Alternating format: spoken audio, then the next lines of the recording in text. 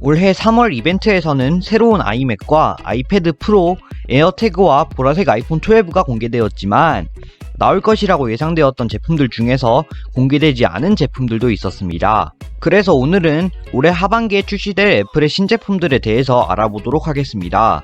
먼저 첫 번째로 출시될 제품은 바로 아이패드 미니 6세대입니다. 나온다 소문만 무성했던 아이패드 미니는 결국 이번 4월 애플 이벤트에서도 등장하지 않았습니다. 그러나 밍치권은 이번 아이패드 미니 6세대는 출시가 드랍된 것이 아닌 연기된 것이라고 설명하였습니다. 이번 아이패드 미니 6세대는 전작 대비 베젤이 얇아지면서 8.4인치의 더 큰 화면을 가지고 라이트닝 포트와 홈 버튼까지 그대로 탑재하며 A14 바이오닉 칩셋과 4GB의 램을 탑재한다고 합니다. 또한 아이패드 프로 미니에 대한 소식도 나오고 있지만 밍치고가 이것은 애플의 장기적인 계획이라고 설명한 것으로 보아 아이패드 프로 미니는 올해 출시될 가능성이 희박해 보입니다.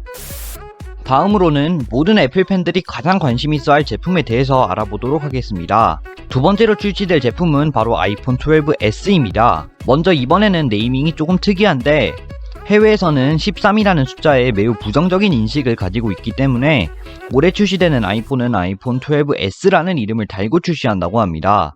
이번 아이폰 12S는 전작과 동일하게 미니, 기본, 프로, 프로맥스 모델로 출시된다고 합니다. 그리고 이번 아이폰 12S 미니의 경우 마지막 미니 시리즈가 된다고 하며 이제 미니 모델은 아이폰 SE 라인업으로 대체된다고 합니다. 아이폰 12S의 디자인은 전작과 동일한 각진 디자인으로 이루어져 있지만 이번 아이폰 12S 기본 모델의 카메라 배치가 달라졌습니다. 그렇기 때문에 기본 모델의 카메라 센서가 커질 것이라는 추측이 나오고 있습니다. 또한 아이폰 12S 프로 모델도 카메라 섬의 크기가 매우 커진 모습인데 아이폰 12 프로의 카메라에 대해서는 뒤에서 자세히 다뤄보도록 하겠습니다.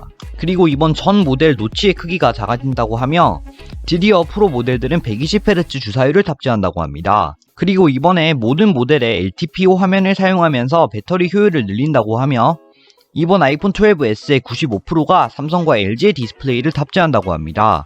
그리고 이제 카메라 이야기로 넘어가 보겠습니다. 앞에서 말씀드렸듯이 이번 기본 모델들은 후면 카메라의 배치가 달라지면서 센서의 크기가 더 커진다고 합니다. 그러나 이번에 가장 카메라 업그레이드를 많이 받는 모델은 바로 아이폰 12S 프로입니다. 전작 아이폰 12 프로의 경우 아이폰 11 프로 대비 물리적인 카메라의 스펙이 많이 업그레이드 되지 않았고 아이폰 12 프로 맥스 모델에만 카메라 업그레이드가 있었지만 이번에는 아이폰 12S 프로가 아이폰 12 프로 맥스의 카메라 스펙을 거의 그대로 계승한다고 합니다. 먼저 센서의 크기가 아이폰 12 프로 맥스처럼 훨씬 커지며 이번에 8K 구현을 위해서 4800만화소의 광각 카메라가 탑재되고 이번에 IBIS, 센서 시프트 OIS가 들어갑니다.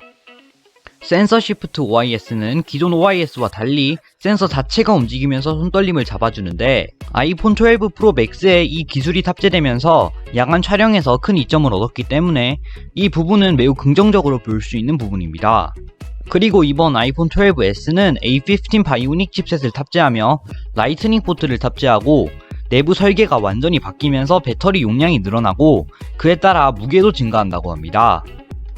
마지막으로 가장 중요한 가격의 경우 미니 모델과 기본 모델은 가격이 동결되고 프로 모델들은 $50 정도 비싸지며 프로 모델들만 1TB 옵션이 추가된다고 합니다.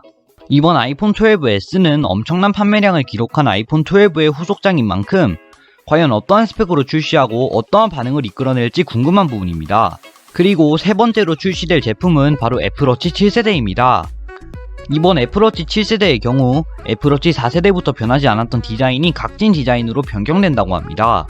또한 이번에 디스플레이에 미니 LED가 들어가면서 배터리 지속시간이 더 길어진다고 하며 애플워치 옆면에 있는 물리적인 휠이 이제는 터치식으로 변경되며 그 자리에 지문인식 스캐너가 탑재된다고 합니다.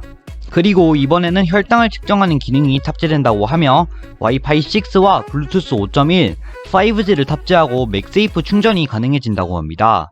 그리고 마지막 네 번째로 출시될 제품은 바로 M1 칩셋을 탑재하고 출시할 제품들입니다. 그러나 이 부분에 대해서는 제가 따로 영상을 제작하였기 때문에 이 영상을 참고해 주시기 바랍니다. 네, 오늘 영상은 여기까지입니다. 영상이 유익하셨다면 구독 한 번씩만 부탁드립니다.